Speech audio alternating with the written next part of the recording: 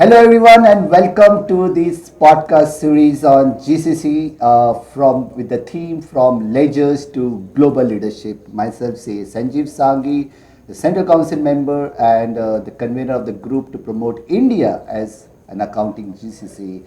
And we have with us CA Sarvesh Mathur, who is a partner in E&Y GDS Global Delivery Service and also having more than 30 years of experience in this division. We welcome you, sir, in this wonderful podcast series, and it's the time to listen from the horse's mouth. GCC, what do you see GCC as a growth in our country and so far as our chartered accountants are concerned? Thank you, Sanjeev. I think there is a huge potential for India as a country as well as for Indian CAs to participate in this growth journey for GCC. Traditionally, Indian CAs are looked upon as accountant, and we have to change that mindset that we are no longer accountant, we are the growth driver for the business. If you look at how globally all large companies are looking to set up their GCCs in India because they have realized the talent availability in India is huge. The transformation which India is going in last 10 plus years is significant, much ahead of the similar size countries. And we have a big role to play in this transformation and in the GCC countries. Great. So I think yes. So I'll be asking you more questions towards your experience because we had many thought leaders coming in. But since you are actually into this industry, how the whole world is looking upon India, and how is your organization maintaining that same standards, quality, expectations. Like how this whole thing is happening, because I want to go back to more deeper questions a little later, but how these entire perceptions the world has towards India and towards us on delivering quality service with exceptional service and time. If I just talk about my own experience, first 15 years I was doing the audit. I started my career with EY. In Middle East I was doing the oil and gas industries, moved to US for 10 years, did the technology audits. I came back to India of setting up the GCC for the audit practice for the US firm. When I came to India, I came back after 15 years of living outside, and it was an eye-opening experience for me when I started to hire both the commerce graduate as well as the Indian CA. When I came, a lot of leaders told me that we are worried about the quality which we'll get from India, we are worried about the attritions, and we are only going to India for cost. But over a period of time, we have seen the paradigm shift that people are now not coming to India for cost, they are coming to India for talent, they are coming for India for the quality of work which we are delivering.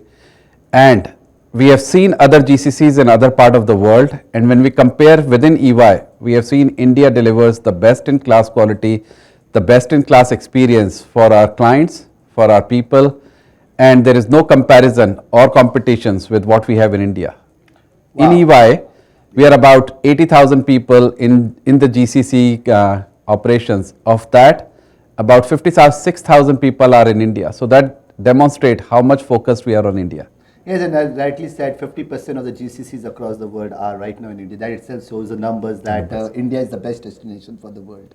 When you talk about talent, you talk about quality, you talk about timely service, you talk about maker and checker concept. What are those few important skills and the mindset which a chartered accountant needs to start adapting to or start transforming to, which you think is important to deliver this world-class service?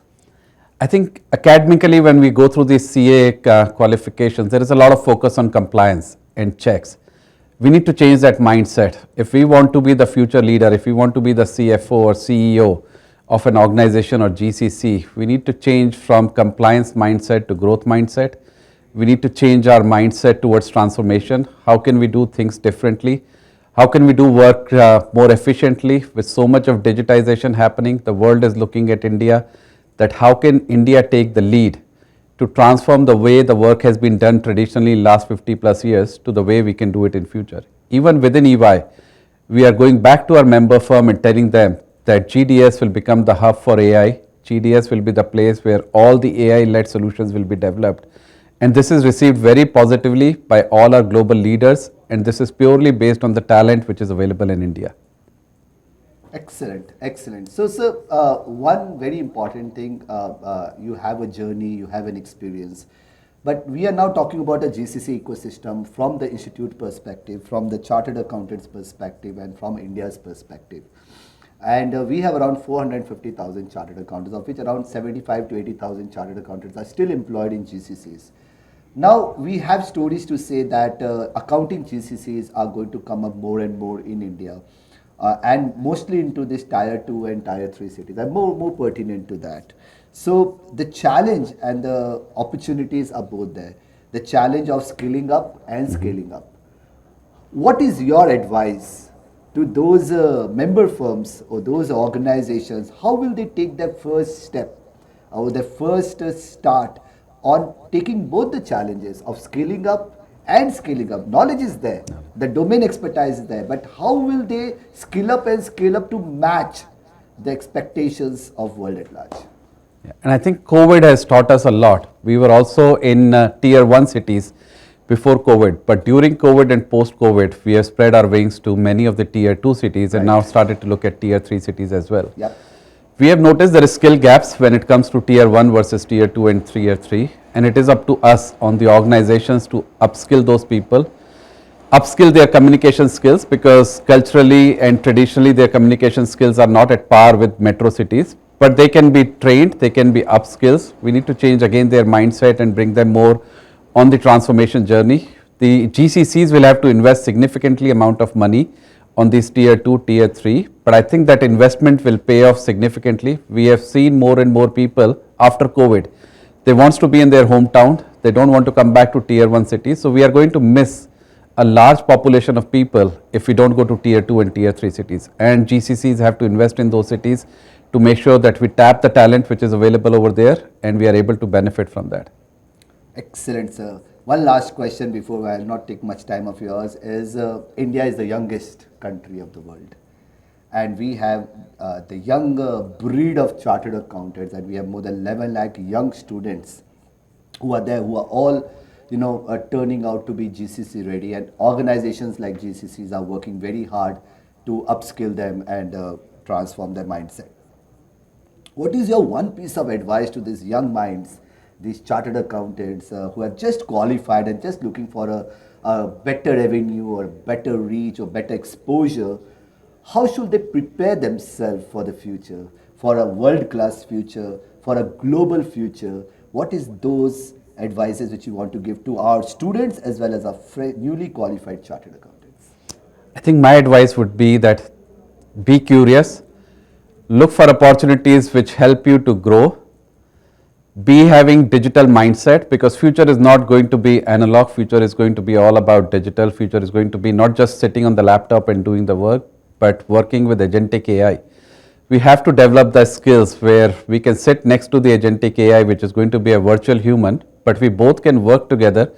We both will have a role to play in the future. We can use the agentic AIs to do some of the basic work. We don't need to do all the tick and tie, which we have been doing for last so many years. But when it comes to decision making, when it comes to critical thinking, humans and chartered accountants will play a big role. And for that, we need to be fully prepared for that in the future. Wonderful advice, Sarvesh sir. It was so lovely meeting you. We in just these few minutes we got a total top level view of how India and Institute can work together, along with so many ministries we have to make India the best destinations we are, and we will be the Viswa Guru and the global accounting hub for the entire world. Thank you for being with so us, much. and we look forward to connecting with you more. Thank you.